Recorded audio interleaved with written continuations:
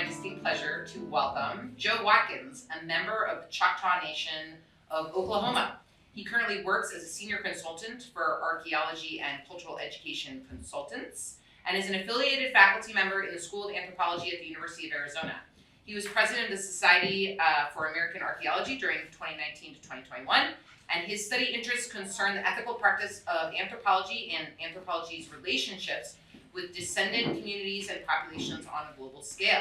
We are also joined by Carol J. Ellick, who is the executive director of the Archaeological and Cultural Education Consultants. She is one of the leading archaeological educators in the US. She's given lectures, conducted workshops, delivered programs, and taught field schools in countries including Australia, Japan, Mexico, and New Zealand. And she is currently a designated campus colleague in the School of Anthropology at the University of Arizona and a research associate with the Center of Ainu, thank you, and Indigenous Studies at Hokkaido University in Sapporo, Japan. So let's welcome them.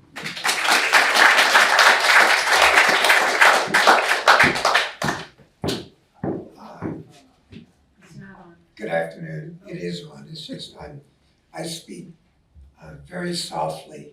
I will probably be yelling in about 10 minutes or so after I get warmed up. But thank you very much for having us here. We're very excited to be here to talk about the Ainu, Japan, and our love affair with Hokkaido, if you will.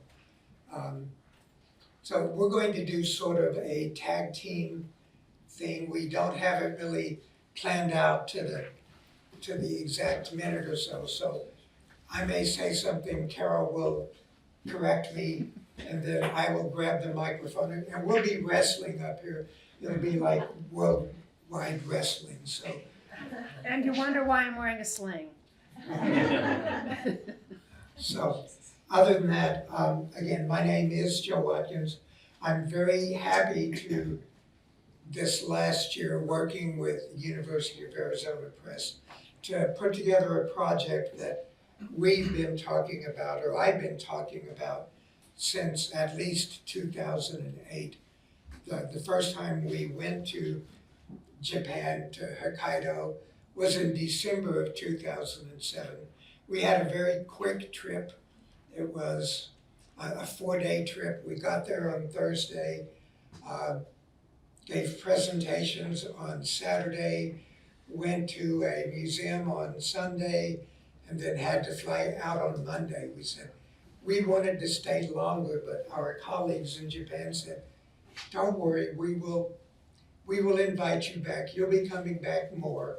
And luckily, we have been able to.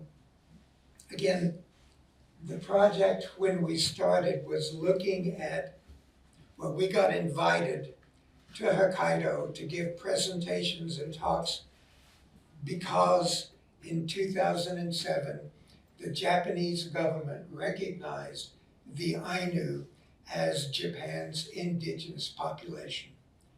And so after more than 100 years of the Japanese government saying, no, they're not any different, we're all just one population, they finally recognized that yes, the Ainu were distinct, were separate, had a different culture than the Wajin, the mainland Japanese.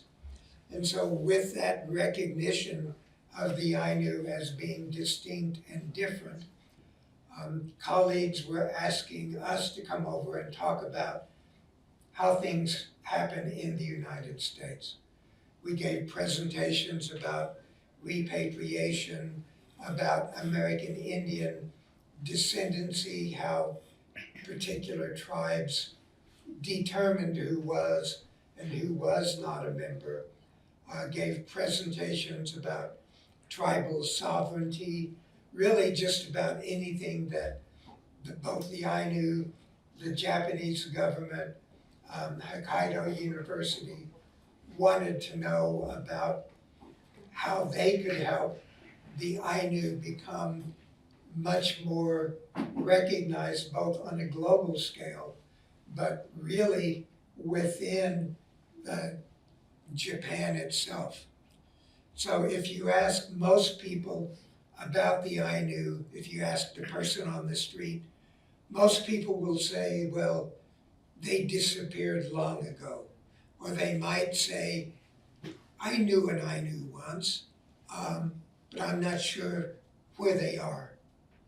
Many of them do not recognize the Ainu as distinct, and there are still many Ainu who have experienced enough discrimination that there are many who will not publicly admit to being Ainu unless they really know someone for a period of time. So, origins of the Ainu, people are still trying to figure out where the Ainu originated. We have archaeologists tell us, oh, good slide, there's Japan, Hokkaido, and the nearness to the East Asian continent. And so archaeologists will tell us that there are maybe 5 or 6 different pathways by which the first populations came into the Japanese archipelago and onto the island of Hokkaido. There's from the continent by what we now consider the Korean Peninsula. There are options of people who came into Hokkaido from Sakhalin island, now used to be a peninsula, perhaps by coming down through Kamchatka. So there are 4 or 5 different pathways that no one is really certain about. Genetically, the Ainu are fairly distinct from the Wajin, the mainland Japanese population. Archaeologically, the first people to come into Japan archipelago came about 30,000 years ago during what's called either the Middle Paleolithic or the Upper Paleolithic. It was a time of stone tool technology, beginnings of very particular types of stone tools. So I won't bore you non-archaeologists with technologies and such, but at that time period, there was primarily a single population of people inhabiting the Japanese archipelago. There might have been some slight differences on Hokkaido, especially northern Hokkaido, but in general, the population was very much homogeneous. So at about 13 to 15,000 years ago, a major cultural event happened where we get what's called the Jomon culture. We get the appearance of pottery. We get the appearance of groundstone tools. We get much more utilization of various different ecosystems. We start getting populations fishing, doing a lot of gathering of seashells, seafoods. So we get a population growth, we get a population change, and we get much more of a homogeneous cultural group appearing across the entire archipelago. That population, Jomon, is probably one of the primary roots that we can identify of the Ainu people of Japan.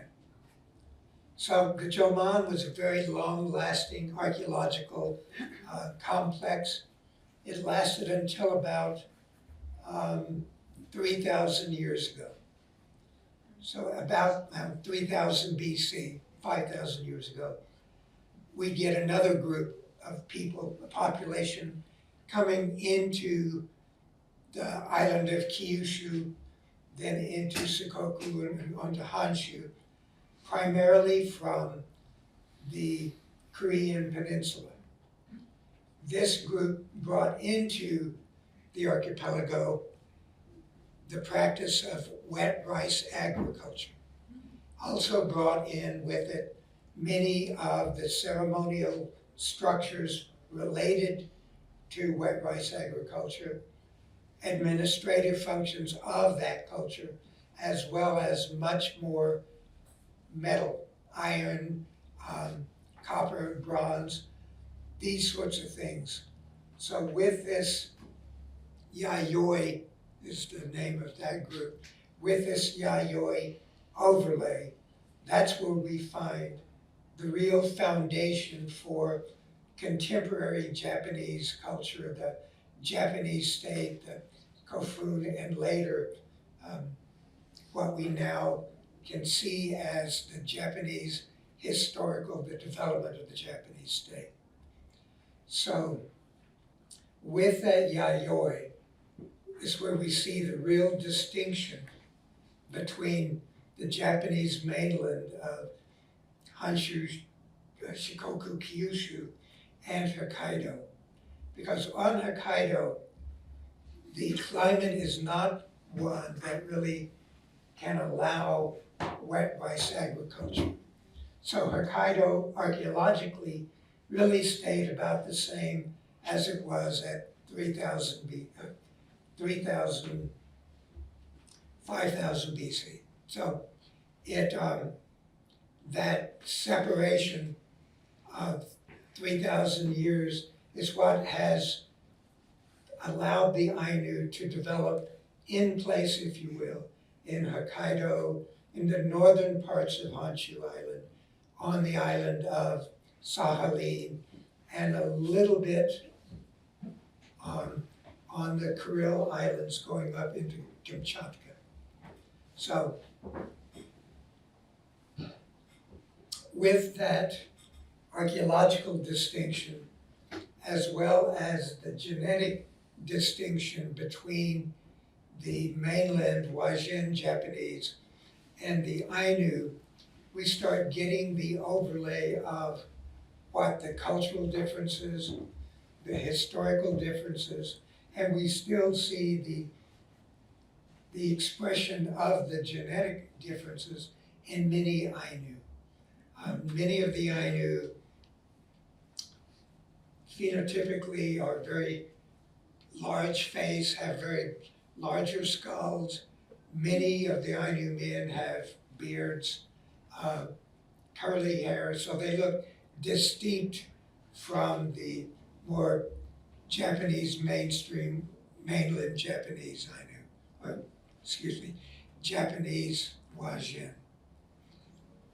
So with that, that's sort of a very brief background into what is currently, how the Ainu are currently recognized and distinct from the Japanese population on the mainland. So I'm going to take a bit of a break, turn it over to Carol for a bit of a conversation about our relationship with Hokkaido. I totally unrehearsed, so we'll see how it goes. So Joe leads up to the point where there's this distinction between mainland Japan and Hokkaido. And that distinction is just a small body of water that separates the islands. But what ends up happening is that with the Ainu people maintaining their cultural identity on the island of Hokkaido, you have a major trade network which has begun between the mainland and the Wajin and the Ainu people.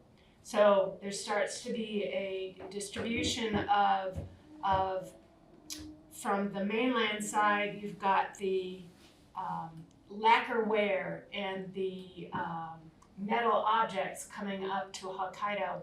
And from Hokkaido, you have a lot of fish and sea products going back down towards the mainland. So there's a network that begins being set up. I'm going to jump over now to talk about our relationship with things and how we kind of got involved with people and the community members that we worked with and the places that we've worked. As Joe said, when we got invited over in 2007, we were invited for 4 days. And the idea of going to Japan for 4 days was rather shocking. It's really, really far. It takes almost 4 days to get there, as far as I'm concerned. The good part of this was, by the time we got home, we hadn't been gone long enough, we never had any jet lag, which was awesome. But we got invited back the next summer to really begin our work, and our work crossed both continents, because as the Japanese government was trying to right the wrongs that had been done for centuries of trying to remove culture from the Ainu people, try to assimilate them very much in the same fashion as the US government and other colonizing governments have done to indigenous people, the Japanese government was very, very direct in how they did this. It was against the law to practice religion. It was against the law to speak the Ainu language. It was against the law to practice any traditional kinds of arts.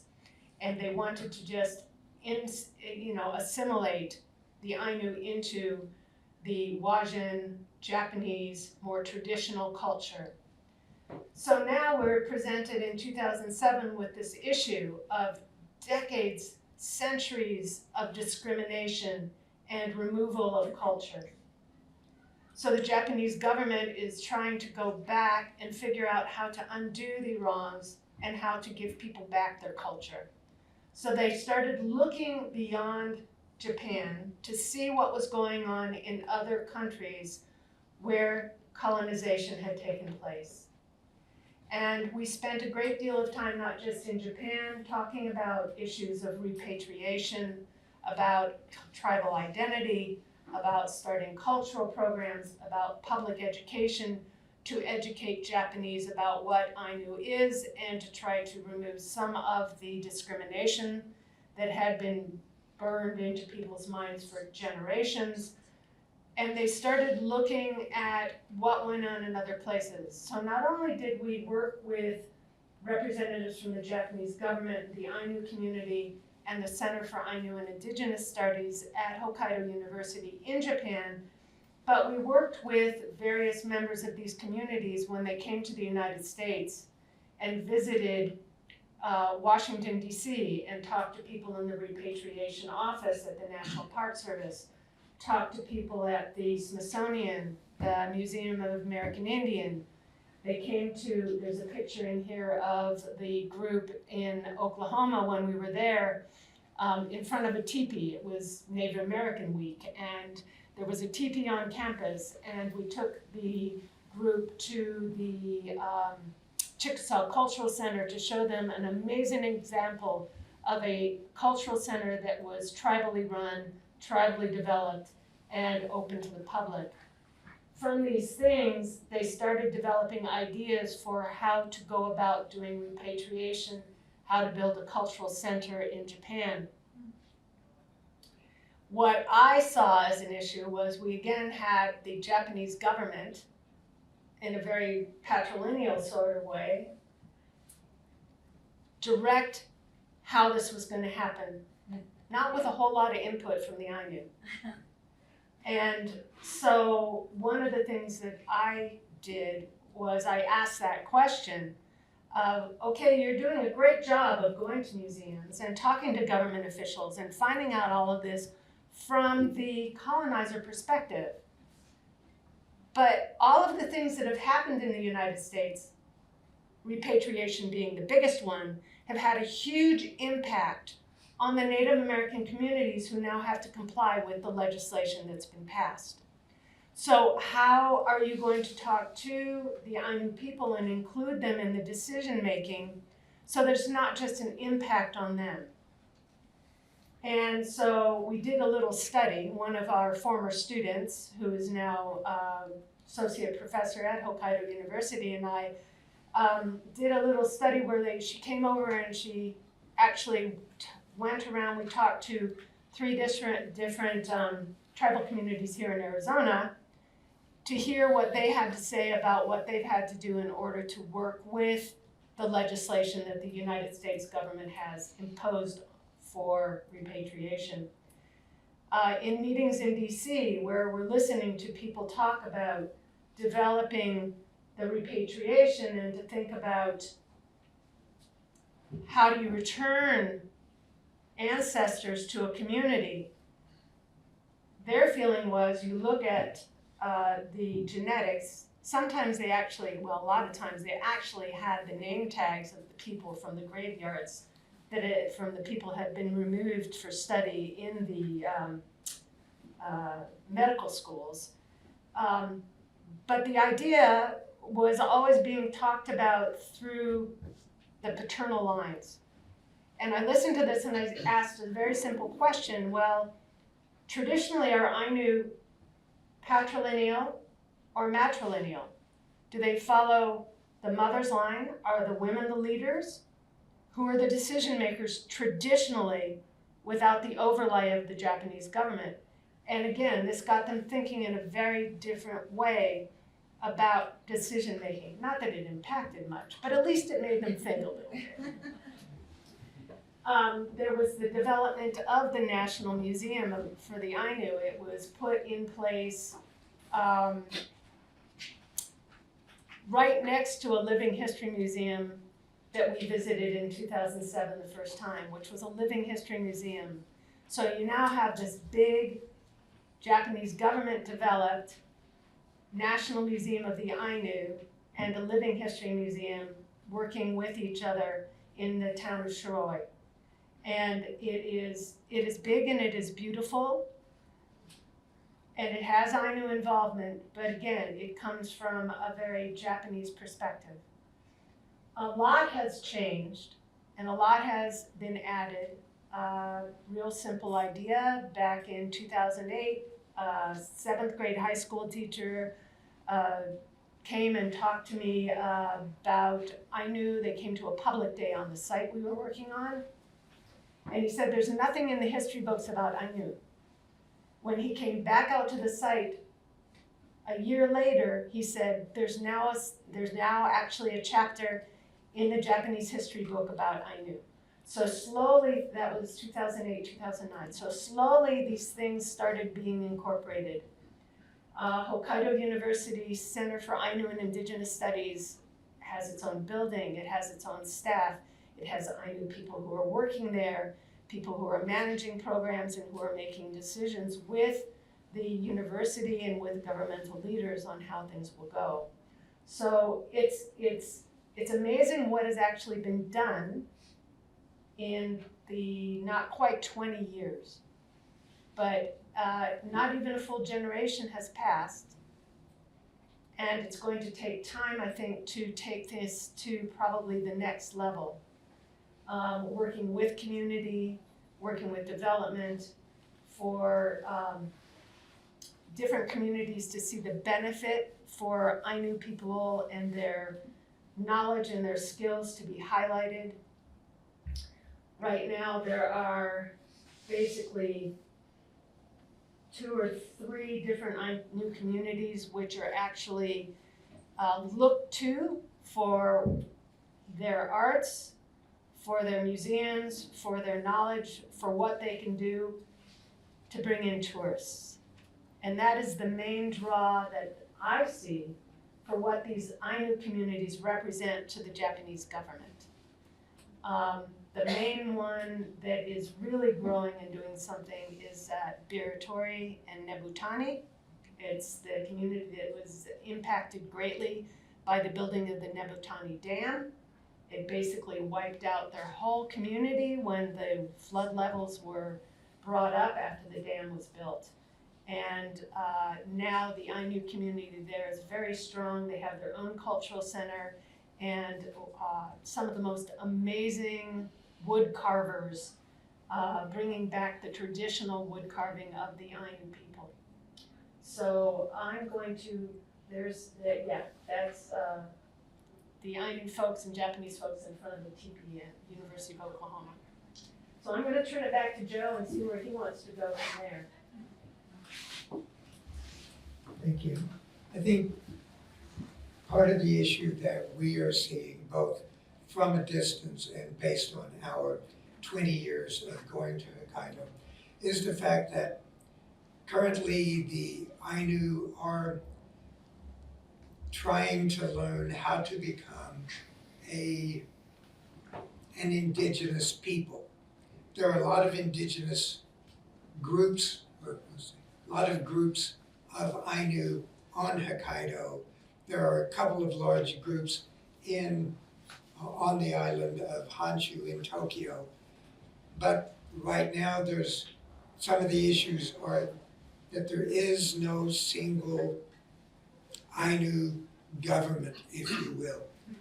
There's the Hokkaido Ainu Association is a quasi-governmental organization established by the Japanese government in the 1930s. Its primary function was to take government programs that the Japanese wanted to impose upon the Ainu and make it palatable, if you will, for the Ainu. In other words, they would, sort of like the Bureau of Indian Affairs here in the United States. The Japanese government says, we want to do this. The Hokkaido Ainu Association finds a way to parse it out to the Ainu communities on Hokkaido. There were a large number of distinct Ainu communities on Hokkaido, and there still are, but as Carol was saying, there are some that really stand out. Biratori, Nibutani, Lekakan, Shari, Ushiri, a lot of different places that have people locally who practice Ainu culture. They're really like culture clubs, if you will. Every year, I think we have a couple of slides, every year in celebration of Shokshane, the Ainu's greatest warrior, if you will, all of the Ainu communities come together at a park and they provide homage to a statue of Shokshane. They have ceremonies, they conduct business, they conduct ceremonies to the ancestors, they have a large gathering meal, and the culture groups sing and dance, and they perform with each other and for each other. It's a celebration of all things Ainu, by the Ainu. And the Japanese government is still trying to find a way to harness that Ainu energy. Upapoi, the new museum, as Carol has said, it's everything that the Japanese government wants you to know about the Ainu. And it's a beautiful museum. The grounds are gorgeous. I really loved when we went to the museum at Shiraoi because it was still sort of almost like a 1950s version of the Ainu presenting themselves to the globe at that time. They had a couple of captive bears that you could spend 100 yen and feed the bears cookies. And you could go and visit the performances people did, dances. They demonstrated how to play the mouth harp, the makuri, and they really enjoyed interacting with people. Now at Upapoi, it's different. Upapoi does bring in a lot of income for Shiraoi and for the government, and that really fulfills the need of the Japanese government in that regard. Still, however, the Ainu have not been able to present their own history of what it means to be Ainu in Hokkaido 100 years ago, or even in Hokkaido today. So the Japanese government is trying to throw money at the Ainu problem, but they're doing it indirectly as well. Since there are no There's no real method for determining who is and is not Ainu. There are family registers that can trace some descendancy of Ainu back if one's family still has those registers. There's also mechanisms whereby the Japanese government has grants for communities for Ainus to use for their communities, but those grants have to go through local Japanese townships or towns in order to get the funding. So if the Ainu have a good relationship with a local town like at Biratori, then the odds of getting funding are much higher. There are some communities still that do not like the Ainu because they consider them somewhat less Japanese. And so their relationship is not one that the local community is going to put in a request for funding for Ainu tourism. So there are still some issues that need to be worked out. We have a good colleague Terry Tsunamoto, who is an attorney, was once the dean of the law school. He's the executive director of the Ainu Association, not the Ainu Association, the Ainu Foundation in Hokkaido, and they're the ones who are in charge of implementing policy. So Tsunamoto recognizes the differences, and he truly believes that it will take a change in the Japanese Constitution, because currently all Japanese citizens have the rights as every other Japanese citizen. So the Ainu, even though they are recognized as an indigenous population, that gives them no standing above and beyond any other Japanese. So we've been in conversations trying to figure out how to better develop programs, policies, and mechanisms whereby local communities can come up with some idea of some level of membership.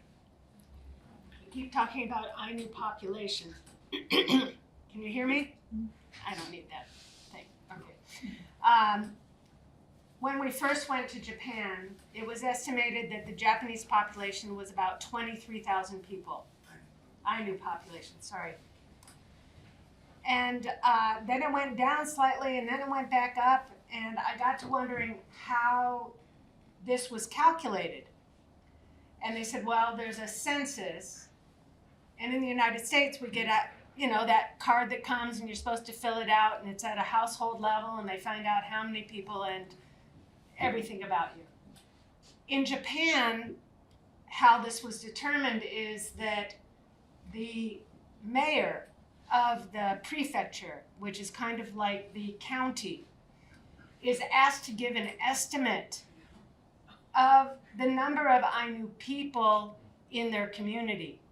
So there is no way to really know how many Ainu there are.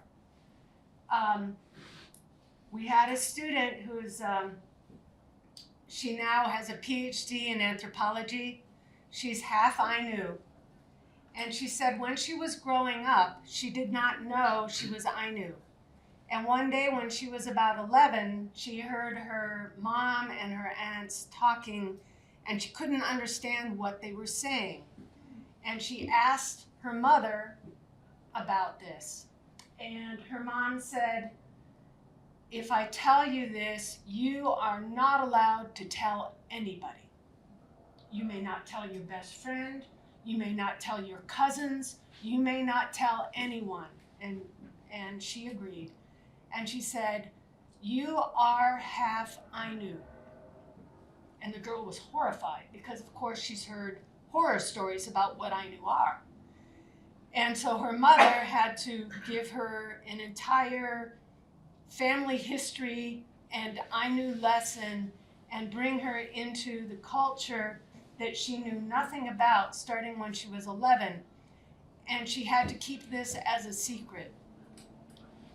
And her PhD dissertation is in autoethnography that looks at her family history and her heritage and about the Ainu people.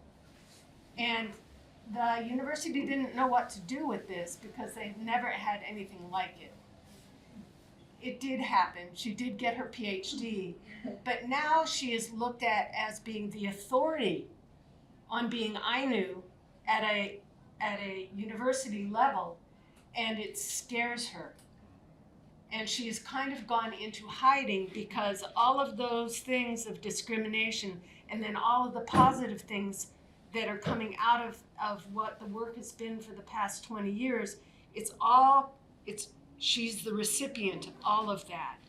And it's been a horrible, horrible experience for her because she's alone in what she's doing, because there are not other Ainu scholars who have achieved what she has, who she can work with in order to take this forward. So there's a lot that still needs to be done. But she coined the phrase when she was talking about what it was like to be in hiding. I told her about the hidden Jews and about the hidden Jews in Mexico and what it was like for people and how they had practices in their home that other people didn't have, and they don't know where they came from.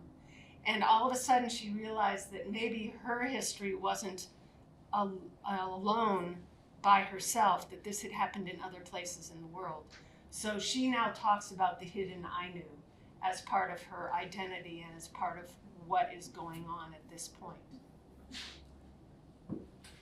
So, contemporary issues that the Ainu are facing in Japan are very much consistent in terms of their education, that they're generally much lower. They don't finish high school as often. Economically, they receive less in terms of income, at least those that are recognized to be Ainu by the Hokkaido Ainu Association. Again, with many Ainu who actively stay hidden and are not public, it's uncertain what their levels of education and such are. But many of the issues that the Ainu are facing as one of the world's most recent indigenous populations are very similar to the issues that have been faced in Canada by First Nations there, here in the United States by American Indian groups, in Australia by the Australian Aboriginal groups, and even as far as in Sweden by the Sami. So many indigenous populations globally all share the same sorts of issues with discrimination, economic issues, education issues, health issues, all these things. And so at the moment, the Ainu are learning how to really utilize a global indigenous network with the immediacy of information on the internet, with the Japanese adoption of the United Nations Declaration on Rights of Indigenous Peoples, and with much more outward-looking perspectives about looking to other groups for examples. The Ainu are becoming much more recognized both locally and globally as a group of indigenous people who have their own separate history and who are trying to come to grips with changing the discrimination that they have experienced over the course of at least 500 years in terms of working with the Meiji Japanese and on into the contemporary populations. So it's all of these things that got us thinking that there needs to be a book, a very basic book that can provide people with an understanding of who the Ainu were, who the Ainu currently are, and the potential for where the future is going to be for this latest recognized community of Indigenous people. And it started out as a conversation back in about 2008, we should do something. And it got talked about a lot for many, many years. And Joe started outlining it and revising the outline and writing chapters and moving chapters and throwing away chapters. And then we had the opportunity he got invited to be a visiting professor at Hokkaido University at the Global Center for Indigenous Studies and Cultural Diversity, which was started by our colleague Harifumi Kato, who had originally invited us to Hokkaido back in 2007 to be a visiting professor. So here was this opportunity for a year-long stay in Hokkaido, which originally was come over, do your research, write your book. You'll have all the time in the world. You can do this as what you do while you're here. And he got there, and all of a sudden he found himself giving lectures and attending meetings and presenting at conferences, and the time for doing the book got smaller and smaller. And I said, you're not coming home until it's done. We went over and taught the field school in August of 2022. I went back over for teaching the field school in August of 2023, and he had the draft pretty much beaten out. Got home and ended up moving things a lot for one publisher who decided they weren't interested, sent it to UVA Press, and they went, oh my gosh, this is fabulous. And the rest is in the book, which is available on the table outside. $25, $25 text. But the idea was, write it and make it valuable not only in the United States, but also make it valuable in Japan, because that's where a lot of re-educating needs to happen. And so our next goal, hopefully, is to work with a couple of our former students who are now associate professors at 2 different universities, and our Ainu colleagues, to translate this into Japanese. And UVA Press was kind enough to give us the translation rights so that it could be published in Japan as well. And so really to take this information and get it out as broadly as possible. With that, I think that we're done talking about what we've done. But we would be glad to answer any questions or to, yes, Paul. This Paul, not that Paul, or that Paul. Two questions. So the recognition that happened in Japan at the official level that this community was out there,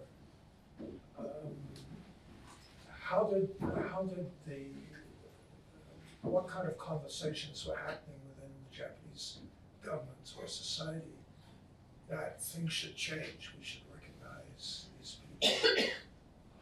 That's one question. And also, did that happen strictly from within Japan, or did interest on the part of foreign scholars like yourselves was that also a factor in the change of direction? And the second question is, what about the other lands where Ainu exists, like Sakhalin and maybe also in Siberia? Have you been able to have any interaction with Russian, Soviet scholars about that? Answer to the first question. The Ainu started protesting for Ainu rights as early as 1997. So it's been on the radar for a long time. The Japanese government said, no, you're no different. You have all the rights in the world. Why are you asking for more?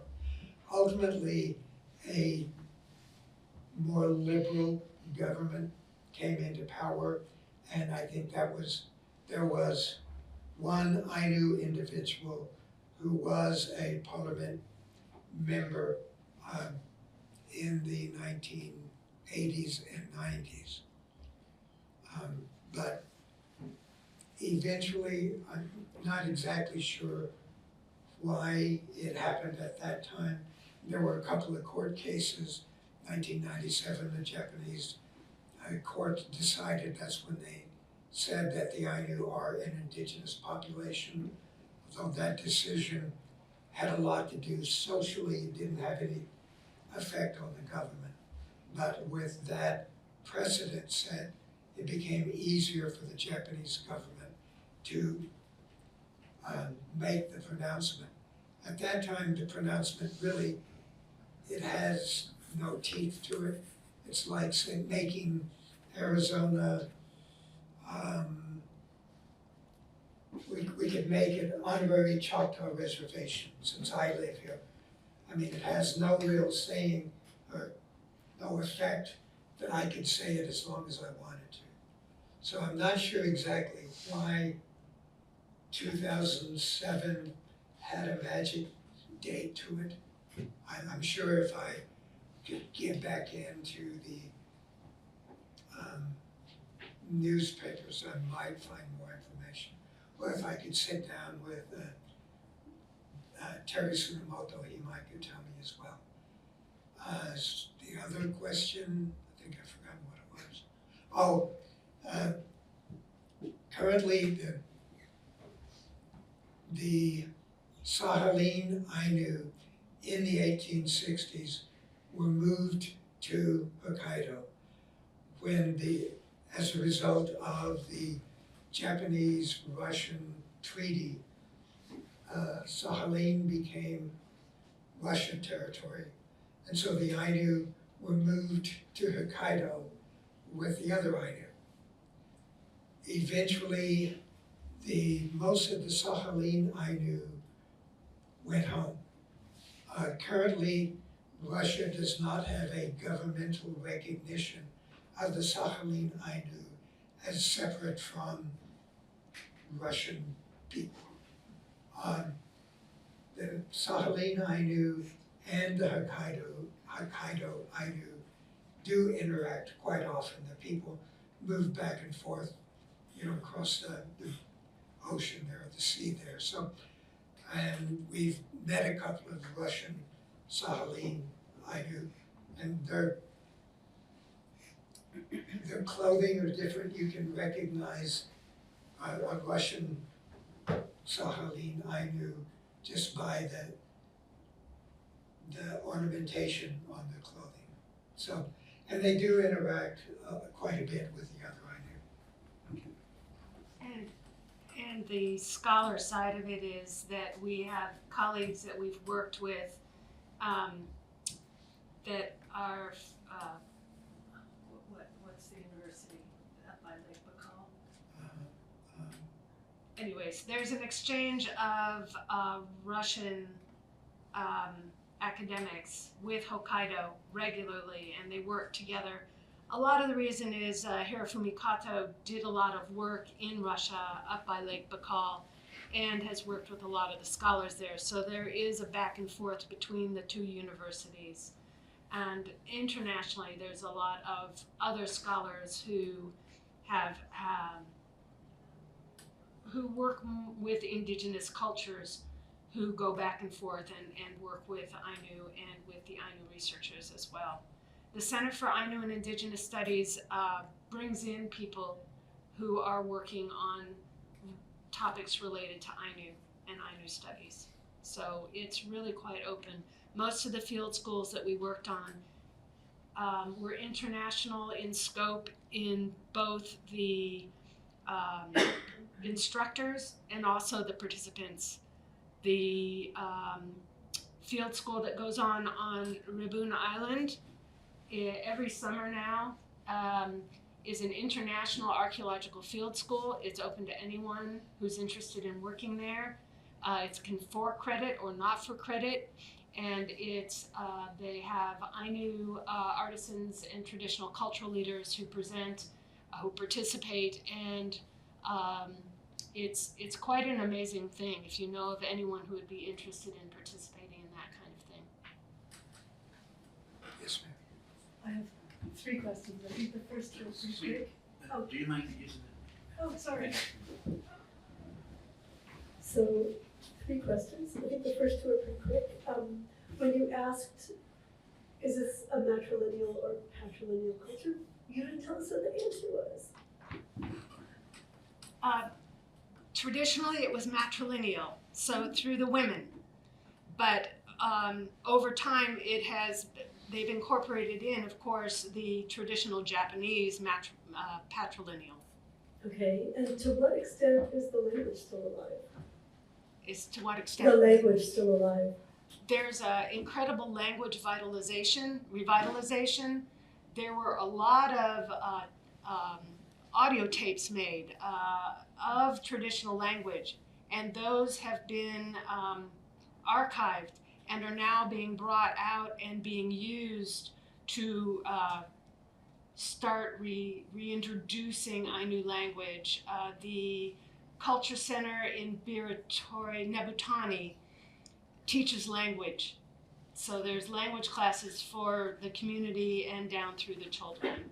So it's becoming more and more revitalized. The town, the Raporo Ainu Nation has brought in other Ainu traditional leaders to help them with bringing back some of the tradition and the language in their community as well. So it's starting, but there's a good base because there was so much ethnographic documentation. Mm-hmm. Yeah. And then the third question is sort of, with this process of indigenization that's kind of ascendant, it just seems like that must kind of crash into the general trend all over Japan of rural depopulation and depopulation in general. How do those 2 things work together? Or against each other? Yeah, very much an issue. But the majority of the Ainu people that I know really embrace living in a rural culture. They enjoy being out, working, doing what they do, fishing, trapping, hunting, farming. There is a large Ainu population both in Tokyo and in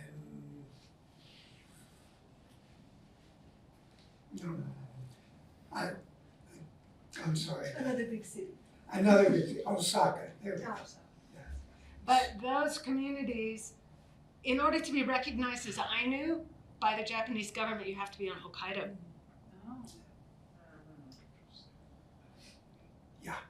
Well, maybe that's the upside of like less education for the Ainu, is they're wanting to stay. I mean, it seems like the more you get educated, the more you want to get the hell out of the small town. I think a great deal of it is culture as well, cultural.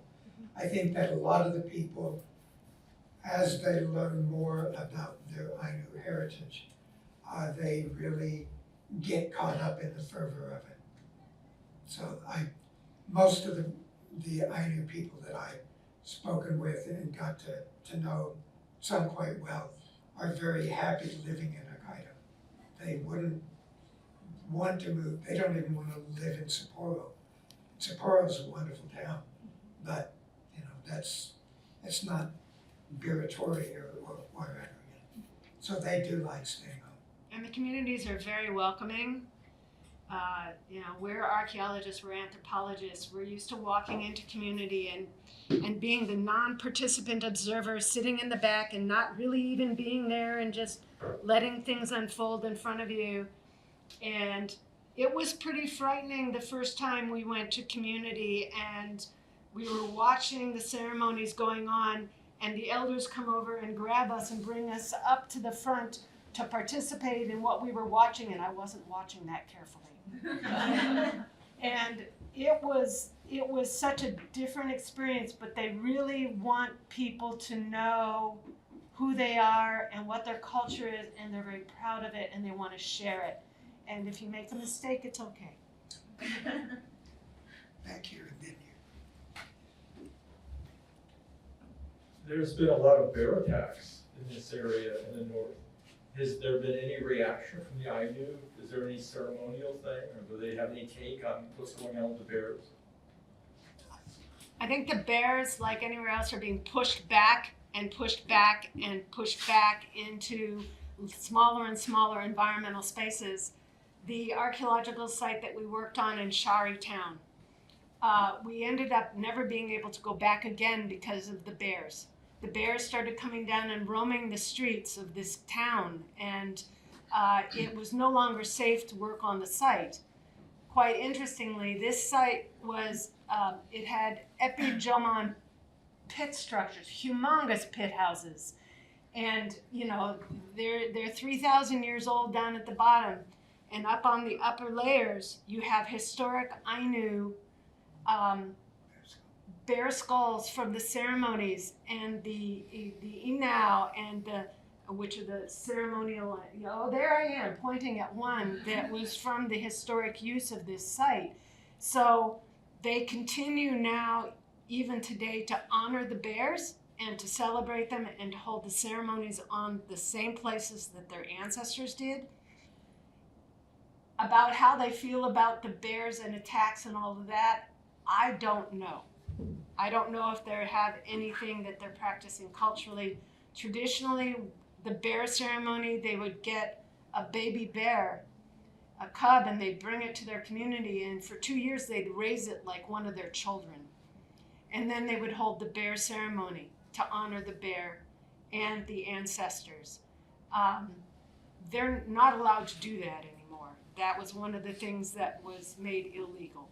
So I'm not sure what kind of ceremony has taken that place other than to continue doing the ceremony to the ancestors, which has pretty much, from what we can tell, most of the components except for the bear.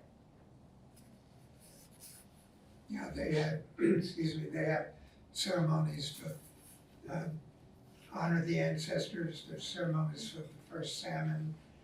There's ceremonies set in the spring, but I've only participated in the ceremony for the first salmon and ceremonies for the ancestors.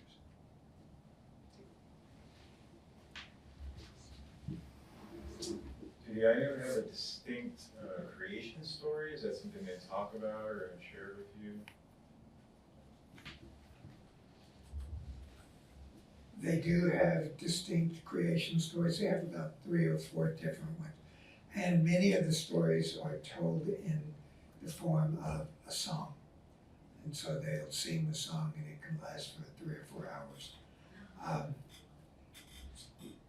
I don't know, trying to think. The English version of an Ainu origin story has not been shared with me. Or if it has, there was too much sake and I don't remember. The Japanese do love sake, and I do too. So. It's really not a problem. The origin stories specifically haven't been shared. A lot of the other ceremonies mostly revolve around the ancestors and the bear, and these are all gods, and they're called kamui. Kamui is the word for God. And so there's ceremonies that revolve around the salmon, the bear, the environment around the ancestors, and and you continue to feed these things nutrients. Real food. They put food out in front of the sticks. At the fire, they drip the raw sake that turns into smoke that takes the messages up to the gods. So that's what's been shared with us.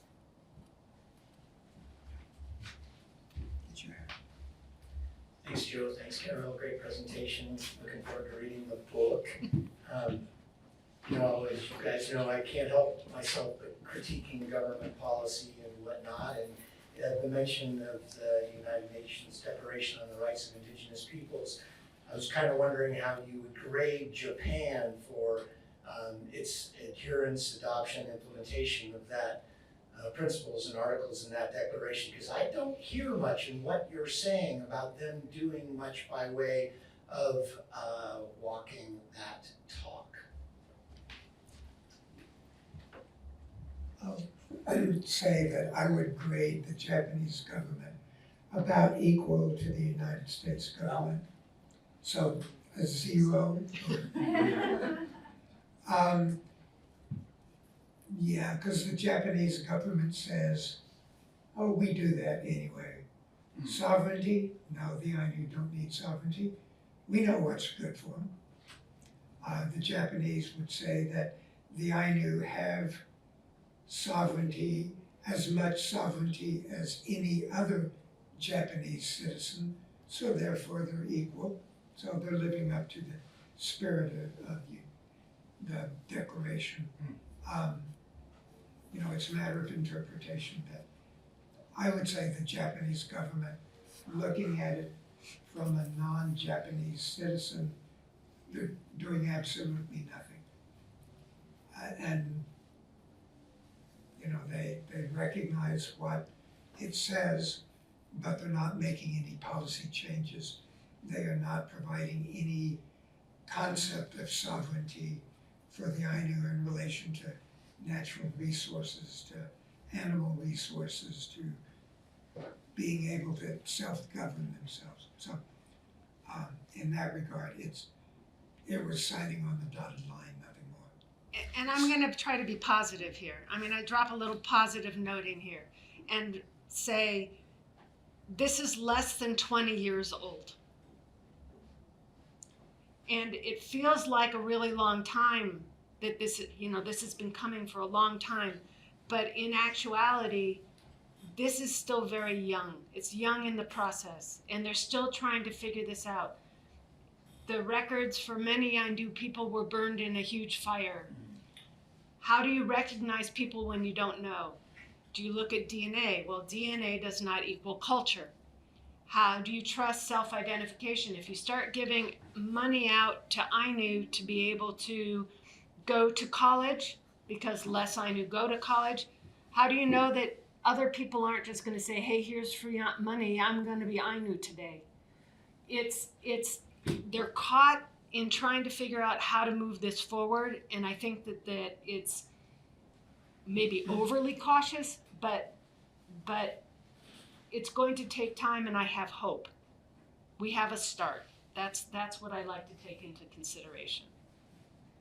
Thanks for that. Any other questions? Thoughts? I'll go back to you then.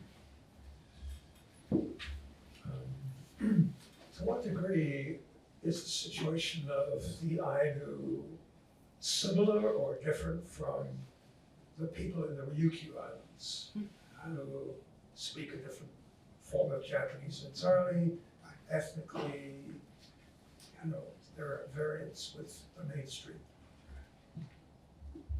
Well, the Ryukyuans are really a totally different reality, if you will, because the Ryukyuan was a separate kingdom. It was conquered by Japan in the 1500s. So it had its own government, it had its own army, it was self-operating. When the Japanese conquered it and took it over, as they say, to the victor go the spoils. The Ryukyuan population on Okinawa and in that area are really trying to regain their independence. One thing that I've noticed online is that the Chinese government has some web pages questioning Japanese authority over the Ryukyus. Well, in the past, the Ryukyuan islands were middlemen between China and the Japanese, which is why the Japanese came down, conquered them to cut off China's access. So with that conquest, the Japanese government has said, basically, we beat you fair and square. But they're still open for negotiation, I'm sure. I hope. I mean, right now, everybody's in Okinawa, the US, and so I'm not sure how soon that's going to change, but there has been a movement, very definitely for the last 75 years, for Ryukyuans to go back to severing from Japan. Nice. Take it to the back. So this is a big ski area. Is the Ainu participating? Are they getting jobs in the ski area? Or do they like the ski area? Is that sort of interfering with their mountains and stuff? Very Arizona question. It's not like the Snow Bowl. I'm uncertain that the Ainu have a distinction in relation to the skiing. I've never really asked an Ainu individual. At Lake Akan is there is a village there, an Ainu village there, that was created in the 1950s. A person around who had property on Lake Akan said, we can use this for tourism. So he invited quite a few families from around Hokkaido to come live in Lake Akan, practice their arts and crafts.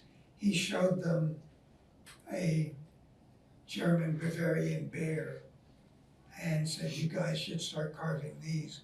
And that's the origin of the Ainu bear carvings that have been pretty much considered to be the Ainu thing.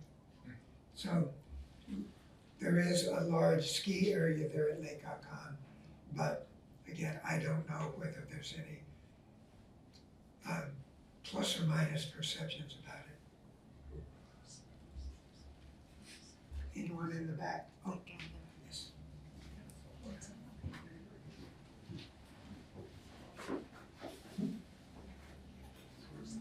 Thank you so much for the wonderful talk.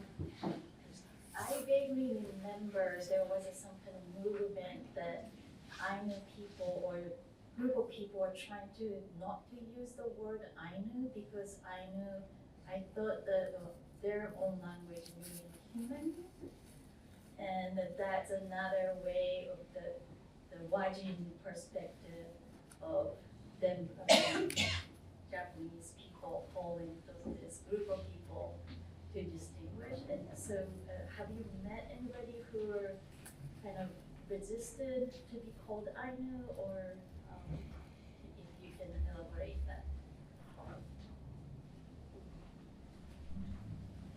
There's Lake Akan. I have not met any individuals who complained about being called Ainu. I think it's become like, I grew up American Indian. I've always been American Indian, but there are quite a few younger individuals who say, well, you know, that's disgusting, because that's wrong. We're not from India, we're Native American.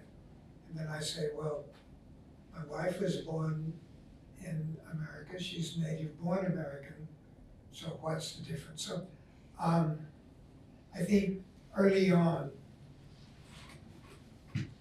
the Japanese description was I know, which means dog in Japanese. And so for many people early on, it was like calling them dogs. And so I think that was where a lot of the problems came out between Ainu, I know, and Inu, which is another word for dog. So, you know, currently I think there's no negative aspect to the term Ainu that I know of. The other thing I'm going to throw in here is that calling the indigenous people of Hokkaido Ainu is kind of like calling all the 587 Native American tribal communities Native American.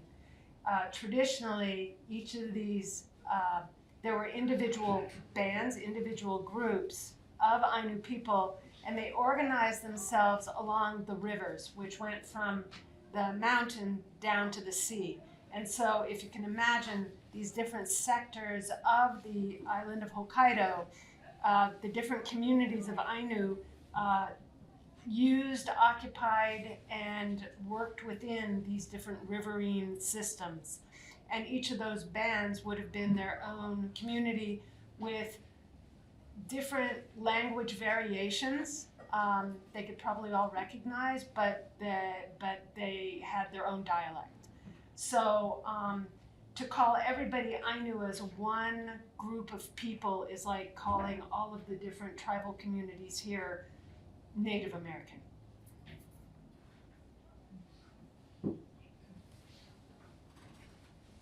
Any other questions? Thank you.